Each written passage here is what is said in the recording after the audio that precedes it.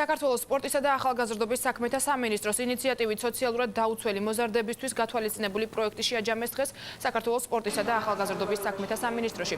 პროექტი სოციალურად დაუცველი ბავშვების საზოგადოებაში ინტეგრაციას ისახავს მიზნად, რომლის ფარგლებშიც არაფორმალური განათლების შესაბამის დარგებში სხვადასხვა ტიპის ტრენინგები გაიმართა. ახალგაზრდული ჟურნალისტიკის განვითარების პროცესში კი აქტიურად იყო ჩართული ტელეკომპანია ქვემო ქართლი და არასამთავრობო ორგანიზაცია საერთაშორისო სკაუტური ცენტრი. პროექტში ჩართულ მოზარდებს საშუალება ჰქონდათ ადგილზე გაცნობოდნენ ტელევიზიის მუშაობის სპეციფიკას და საჭირო ინფორმაცია, რეკომენდაცია უშუალოდ ჟურნალისტებისგან მიეღოთ.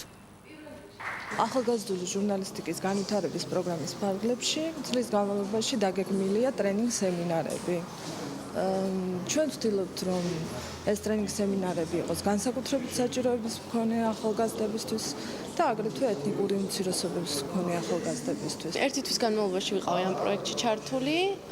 პირველ რიგში მინდა ძალიან დიდი მადლობა მოუხადო ქვემო ქართლის ტელერადიო კომპანიის ახალგაზრდებს საშუალება ეძლევათ მასას გაეცნონ, საზოგადოებასთან უფრო ურთიერთობა ისწავლონ.